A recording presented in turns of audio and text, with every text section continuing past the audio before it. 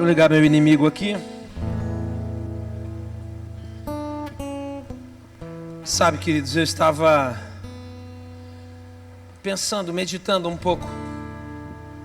Sabe, eu sei que você, assim como eu, nós e a humanidade inteira, né? Não há pessoa viva e que não esteja enfrentando algum tipo de problema, que não esteja enfrentando algum tipo de dificuldade na sua vida. E diria que tem, inclusive, alguns mortos, amados, que estão enfrentando problemas. É espiritual isso. Há algo muito complicado depois de tudo isso. Ou há algo muito bom depois de tudo isso. Mas uma coisa é verdade, amados, todos nós enfrentamos problemas e dificuldades. O professor Tiago fala muitas vezes que é uma coisa compulsória. Aquilo não dá para escapar. Algo compulsório é algo que não dá para escapar, algo que todo mundo está inserido, algo que todo mundo está junto. E ele fala muitas vezes, é compulsório, no mundo tereis aflições. Isso é compulsório. Não há quem não passe por aflições, por dificuldades, desde os mais pequenos, amados, desde os mais pequenos. Eu me lembro uma vez, nós temos um amigo, o pastor Yuri, algum de vocês já conhecem. E o pastor Yuri tem 4 filhos. 4. E a mais nova, a Valerie, quando muito bebezinha ainda, um dia, e o pastor Yuri sempre foi um cara muito exemplar, assim, de corrigir os seus filhos, principalmente na igreja. Em casa também, mas principalmente na igreja. Os filhos precisavam se comportar na igreja. E a Valerie, uma vez, ela fez uma bagunça na igreja. E o pastor Yuri pegou a Valerie no colo. Eu tinha para mim que era pela mão, caminhando. Mas a minha amada disse, não, foi no colo. E ela pegou a Valerie no colo e foi saindo da igreja, assim, em direção ao banheiro, que era o local da correção. Foi levando a Valerie em direção ao banheiro. E naquela ida, amados, naquele caminho, a Valerie devia ter 3, 4 anos, eu não tenho noção. Uns 4 anos. A Valerie disse assim, irmãos, alto, amados, para a igreja inteira ouvir, irmãos, orem por mim. Bom, nós caímos na risada, assim, praticamente acabou o culto com aquilo dali, né? Digamos assim, irmãos, orem por mim. Então uma criança de 4 anos já passa por aflição, amados. Ela estava num momento de aflição dela. E isso todos nós enfrentamos. São diversos tipos de aflições e aflições diferentes para cada um. Sabe, amados, esses dias eu estava conversando com um pastor amigo e ele estava me dizendo uma coisa, que ele precisou aconselhar um casal do seu relacionamento por causa de uns problemas que o casal estava passando no seu matrimônio. E eles foram para a casa daquele casal às 8 horas da noite, amados, e saíram de lá às 2:30 da manhã, conversando a respeito das dificuldades que estavam enfrentando. Sabe, são 6h30, amados, de aconselhamento, 6h30 tentando fazer com que um entenda, o outro entenda. Eu não sei do que se tratava, porque ele não me contou. E fez bem não contar, porque a gente não sai por aí contando. Ele só me disse, pastor, ora, porque eu estou com um problema na igreja, eu não estou conseguindo resolver. E esses dias precisei ir aconselhar, fiquei 6h30. E sabe, amados, eu tenho as minhas dificuldades, eu tenho os meus problemas, você tem os seus. Seja no seu relacionamento matrimonial, seja com o esposo, com a esposa, seja com os pais, né, com o pai, com a mãe, no trabalho, com amigos. Sabe, seja esse problema um problema de enfermidade, seja esse problema um problema emocional, seja esse problema um problema financeiro, saúde. A gente poderia elencar N situações, muitas coisas. afetam as nossas vidas cotidianamente. E sabe, tem um ditado, não é um ditado, mas se a gente olhar, é um pensamento secular do trabalho. Se fala muito sobre isso em futebol, que o pior de tudo, amados, o pior de tudo não é você perder um jogo. Quando os técnicos de futebol falam a respeito disso, o pior de tudo não é você perder um jogo. O pior de tudo é você não saber por que perdeu, porque você não consegue corrigir. Na vida profissional, no trabalho, no escritório é da mesma coisa. Se o seu trabalho não está frutificando, a empresa não está dando lucro, o pior de tudo não é não dar lucro, o pior de tudo é você não saber por que isso está acontecendo. É você não conseguir identificar a raiz daquilo que está atrapalhando.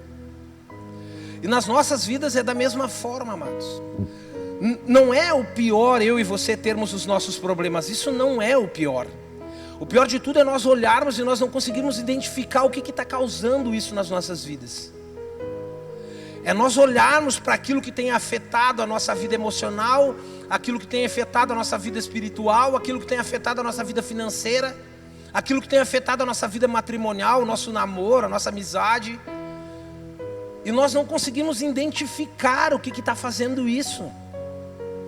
Nós ficarmos perdidos e não sabermos o que fazer, amados. Isso é o pior de tudo. E aí eu queria ler com você. Você pode ficar sentado assim como você está. Eu sei que você vai estar reverente, mas eu vou convidar você a abrir a sua Bíblia no livro de João, no capítulo 9.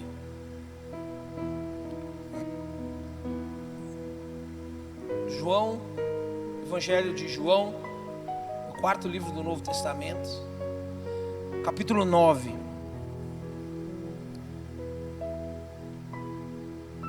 Nós vamos ler do versículo 1 em diante, amados. Está contando a história de um cego de nascença. E eu já preguei sobre isso aqui.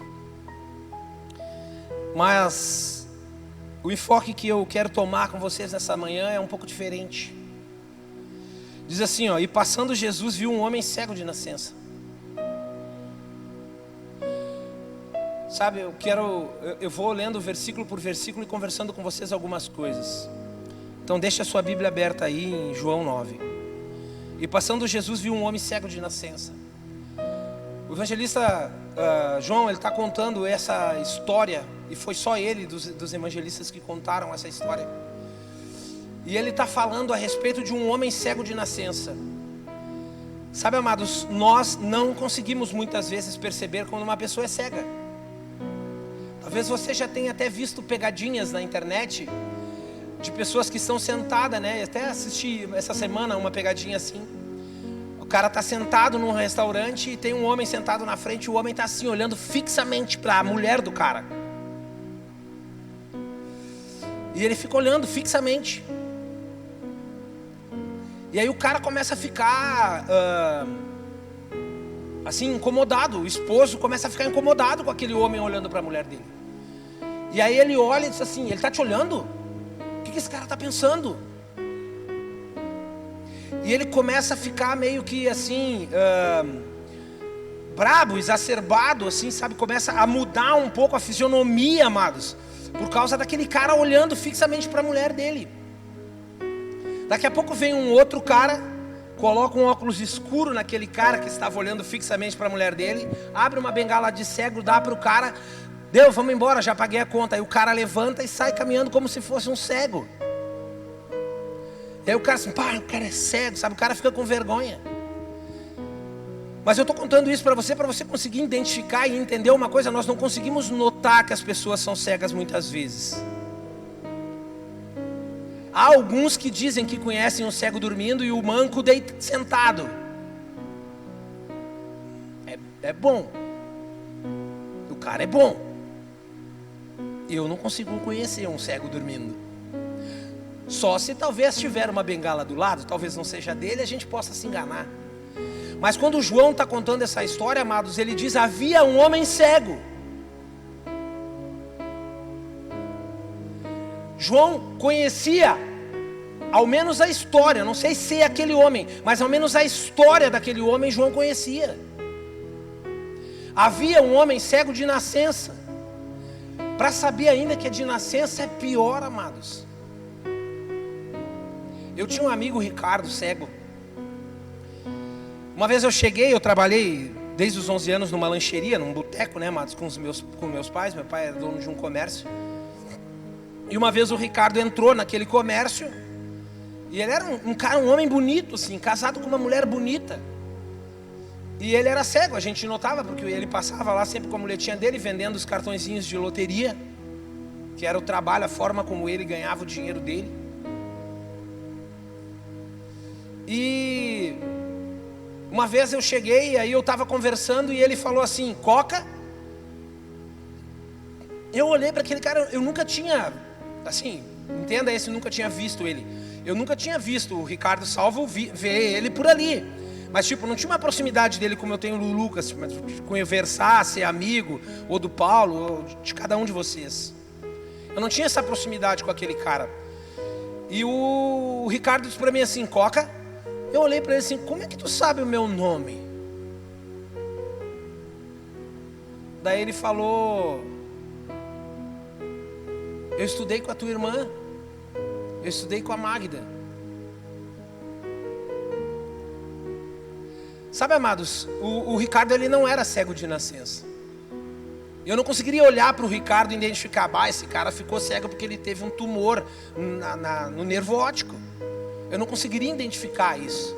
Eu fiquei sabendo porque ele me contou. Ou se ele fosse cego de nascença, eu não conseguiria identificar isso em olhar para ele e pensar, esse cara é cego de nascença. Conheciam a vida daquele homem. Eram cego de nascença. E eles sabiam desses detalhes porque eles conheciam a vida daquele homem. Versículo 2. E os seus discípulos lhe perguntaram dizendo, Rabi, quem pecou? Este ou os seus pais, para que nascesse cego? Percebe, amados, eles sabiam que o homem havia nascido cego. E eles olham para aquele homem e perguntam, quem pecou? Foi os seus pais ou foi ele que pecou para nascer cego desse jeito? Se ele nasceu cego, amados, como que ele pode ter pecado para nascer cego? Que pergunta esdrúxula. Quem peca antes de nascer? Sabe, uma pergunta ignorante, amados. Uma pergunta ignorante de ignorar uma situação. De não saber e de não identificar de onde vem o real problema.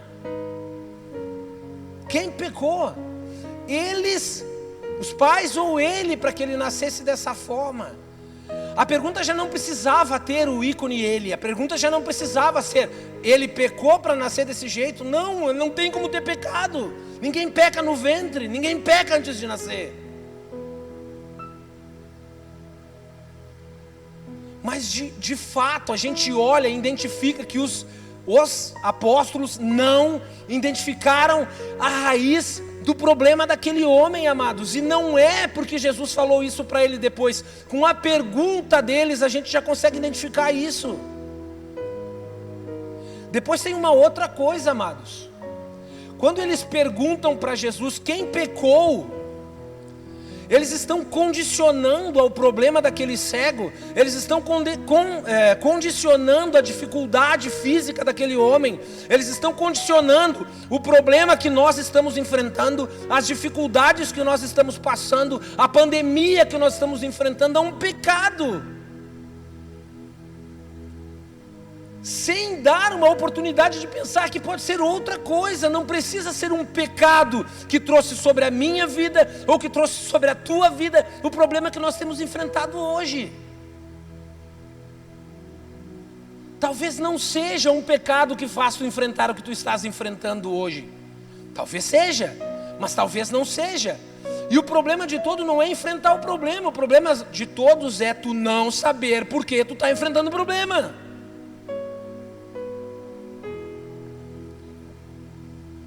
Jesus respondeu, versículo 3, nem ele pecou, e nem os seus pais. Não havia pecado naquele homem, ao menos para isso, amados. Pecado havia, é óbvio. Todos nós pecamos. Só houve um homem na face da terra que não tenha cometido pecado. E os bebês, né, amados, que morrem bebês, não deu tempo de pecar ainda, é óbvio, são inocentes. Mas são culpados do pecado de Adão, porque a Bíblia diz que nós somos culpados do pecado de Adão. Nós nascemos com essa herança.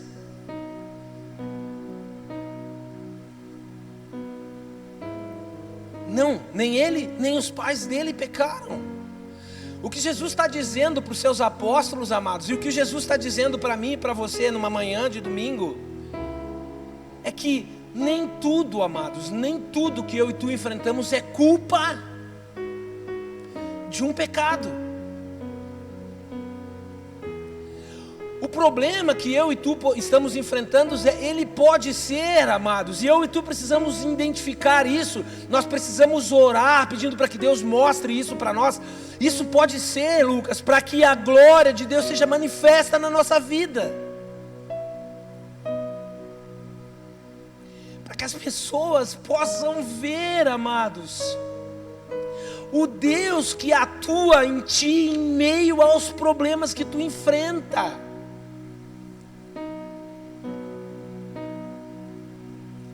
Sabe, eu conheci uma menina, amados, internada no hospital com câncer, enfrentando uma dificuldade danada, uma barra pesada pra caramba.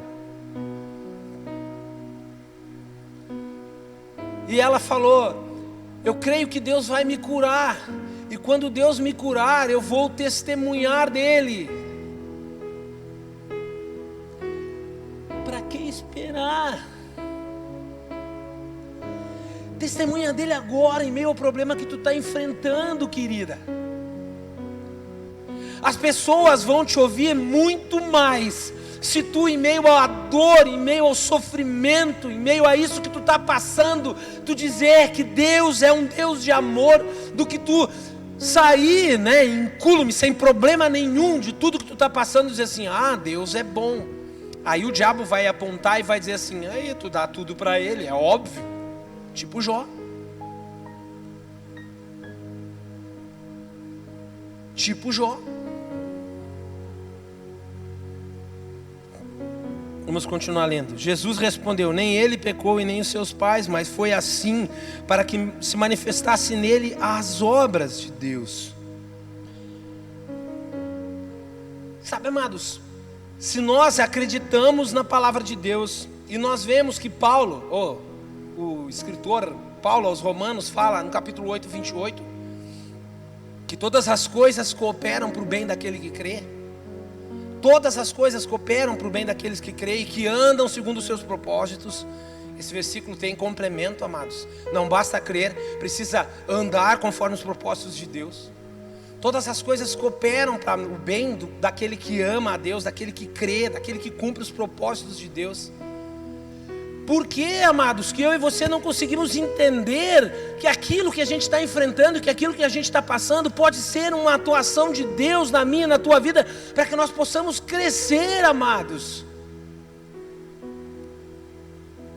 Ninguém nessa face da terra, amados, conseguiu chegar na faculdade sem passar pelo... Olha, eu sou velho, tá? Sem passar pelo primeiro grau e pelo segundo grau antes. Já não chamam mais assim, né?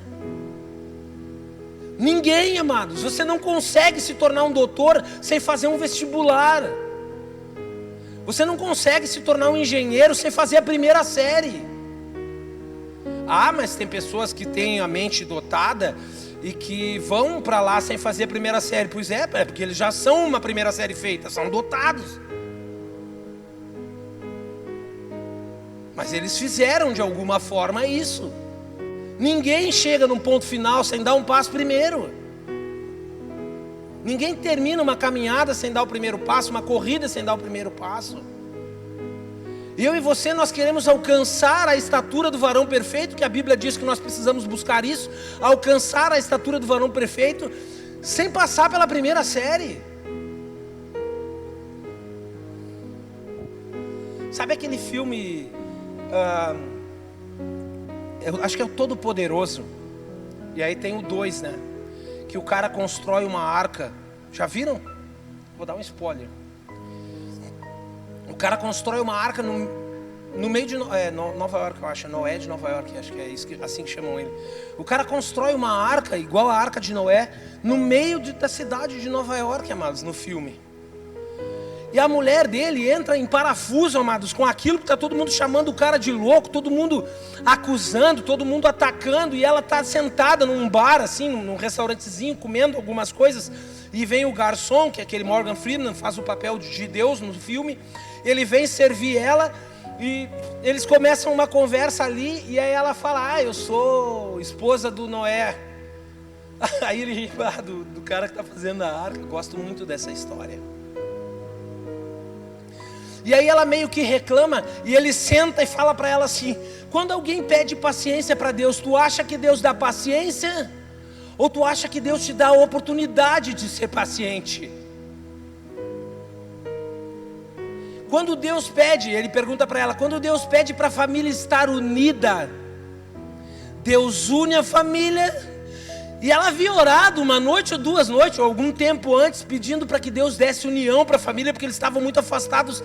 E Deus fala para ela assim: tu acha que Deus une a família, ou que Deus dá oportunidade para que a família esteja junto?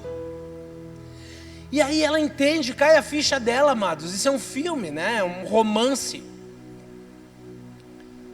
Mas os romances e os filmes contam muito da nossa história real, amados. E nós temos a oportunidade, muitas vezes, com as coisas que Deus permite que aconteçam sobre as nossas vidas, de termos crescimento, amados. Nem sempre é um problema, nem sempre é um pecado, amados. Às vezes é isso que a gente está enfrentando é motivo de crescimento. Se é motivo de crescimento, é bênção na vida da gente, porque isso coopera para o meu bem, coopera para o meu crescimento. E nós precisamos entender, caramba, e nós precisamos entender, amados, isso na vida da gente. Sabe, já estou encerrando. A gente está passando por uma fase de uma pandemia terrível, amados, terrível. Tá difícil isso que a gente está enfrentando, né? Sabe o que eu vejo às vezes, amados?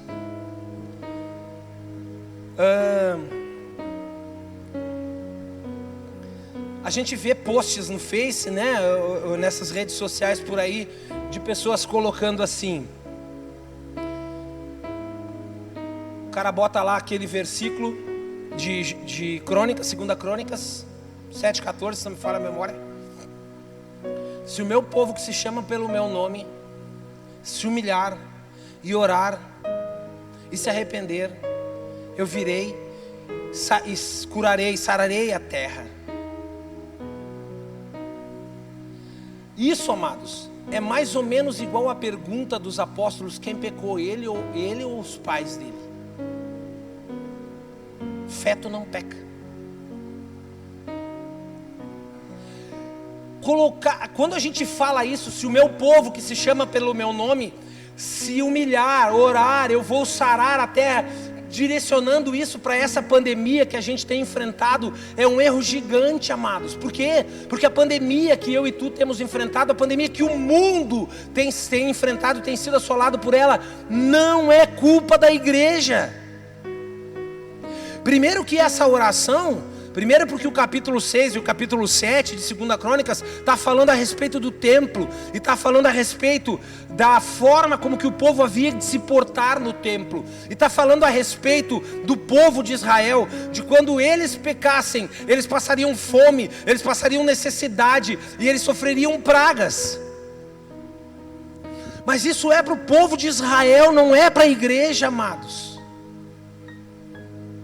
Isso era um mandado para o povo de Israel. Será que isso não pode acontecer conosco hoje? Sim, é óbvio que pode. É óbvio que eu posso enfrentar problemas e dificuldades por causa do meu pecado. É óbvio que o que eu posso estar passando é culpa do meu pecado. E eu preciso me humilhar, eu preciso orar, eu preciso me arrepender e clamar que Deus cure isso, quando é culpa e fruto do meu pecado. Quando não é, eu estou atacando o meu inimigo no território errado. E para nós vencermos o nosso inimigo, nós precisamos atacar o inimigo no território correto. E a pandemia, meus amados, não é culpa da igreja. Ela não está posta sobre a humanidade por culpa do povo de Deus. Então, amados, é uma ignorância eu dizer que se o povo de Deus se humilhar, se o povo de Deus se arrepender dos seus pecados, Ele vai tirar a pandemia da face da terra. Não é culpa dela, não é culpa de Israel e não é culpa da igreja.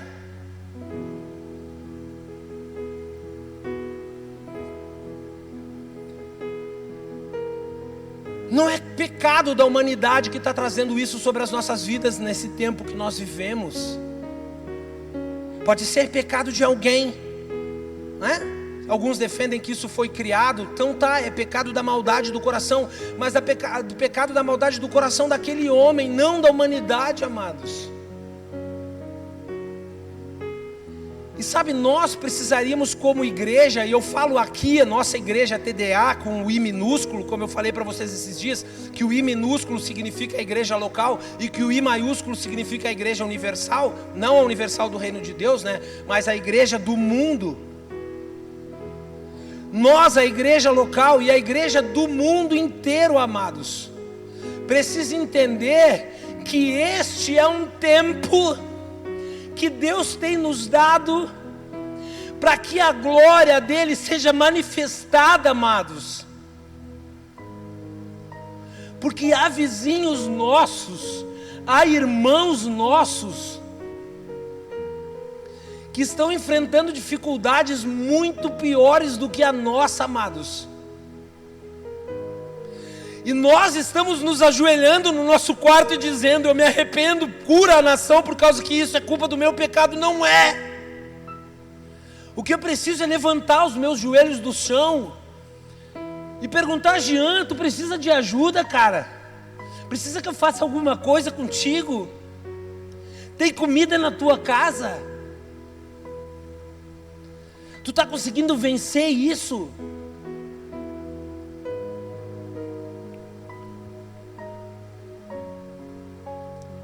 Chegar para o meu vizinho e dizer: vem cá, como é que vocês estão? Tu está tendo leite para os teus filhos? Nós temos um casal de amigos, amados. Ele é um empresário muito bem estabelecido financeiramente. Ele é cristão. Eles são obreiros na igreja deles. E ele me liga toda semana: pastor, tu precisa de alguma coisa? Eu disse: não, amados, Deus está me suprindo. Amém, pastor, se o senhor precisar, me liga. Sabe, nós estamos, amados, com uma oportunidade de manifestar a glória de Deus na vida das pessoas. E nós estamos escondidos, amados, escondidos. E eu não estou aqui dizendo para ti sair e ir para a rua visitar meio mundo, não. Porque isso seria falta de prudência. Mas nós estamos no momento e na oportunidade de cuidar um do outro. Nós estamos no momento, amados, de deixar de lado o nosso orgulho e de chegar para o nosso irmão e dizer assim: ô Jean, eu não estou conseguindo comprar arroz, cara, me ajuda. Não é feio isso? Eu dizer para ele: cara, me ajuda, eu estou precisando de ajuda.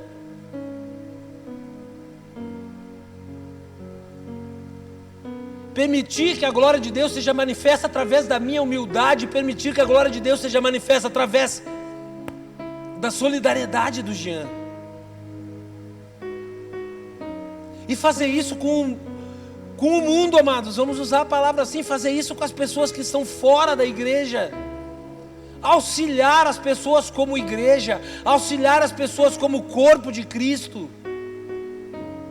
Porque o que eles estão enfrentando, amados, as pessoas que estão enfrentando essa dificuldade de uma forma mais pesada que nós, não a estão enfrentando por causa de pecado.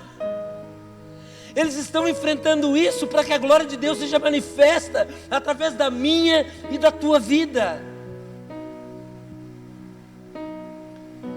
E por sua vez, alguns de nós, talvez, não é uma acusação, não é uma afronta, é a palavra de Deus, amados. Aquilo que Deus me deu para eu trazer para nós nessa manhã. E talvez alguns de nós não estejamos fazendo nada, não estejamos manifestando a glória de Deus, para que as pessoas possam ver e enxergar o que está acontecendo. Alguns botam por aí ainda que tudo isso que está acontecendo porque os carnavalescos em São Paulo e no Rio de Janeiro fizeram o carnaval do ano passado, com Jesus sendo humilhado pelo diabo. Amados, não. A pandemia não está colocada sobre a face da terra por culpa dos carnavalescos do Rio de Janeiro.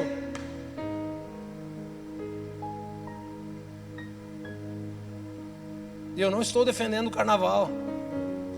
O que eu estou dizendo é que não foi por causa daquilo.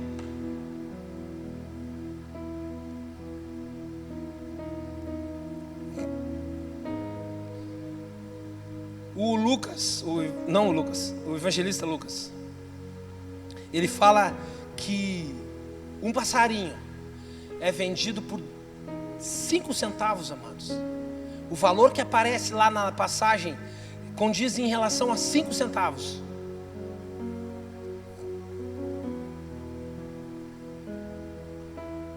Dois passarinhos, é verdade, por 5 centavos.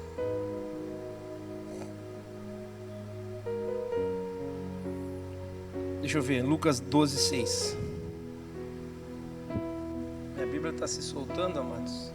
Eu tenho que estar aprendendo ela com clipes.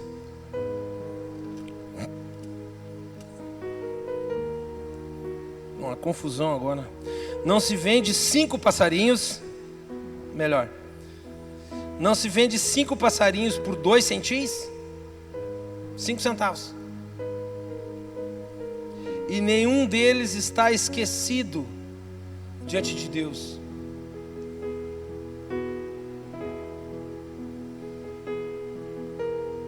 E até os cabelos da vossa cabeça estão todos contados. Não temais, pois valei muito mais vós do que eles, do que os passarinhos. Deus olha para mim e para ti e diz assim, ó, eu cuido de um pardal, amados. Há uma tradução que diz pardal, sabe? Pardal é enxame, né? É tipo um mato assim, tipo, pardal parece que não presta para nada, que não serve para nada, que um monte de bicho que não faz nada, só incomoda, bota pulga. É isso aí que Deus cuida. Esses bichinhos, pardalzinho, que parece que não serve, que não presta para nada, Deus cuida deles, amados. Não morrem de fome. Ontem nós estávamos aqui na frente da igreja, eu estava conversando com o Tiago, ali, e tinha uma poça d'água aqui, e tinha, olha, eu acho que uns 12 passarinhos tomando banho na poça d'água. Até banho os bichinhos tomam, porque Deus cuida disso para eles. E nós estamos, amados, preocupados, achando que Deus não vai cuidar de nós, não vai nos guardar, não vai nos proteger, em todas as áreas da nossa vida. Não estou mais falando da pandemia. Tenha certeza disso, amados. O Senhor está aqui para cuidar de ti. Amém? Vamos orar. Pai, nós te agradecemos, Senhor, porque Tu és um Deus que nos ama, Pai. Tu és um Deus que tem cuidado de nós. A Tua palavra diz que nós só não somos consumidos porque as Tuas misericórdias se renovam, Pai, sobre as nossas vidas todos os dias pela manhã.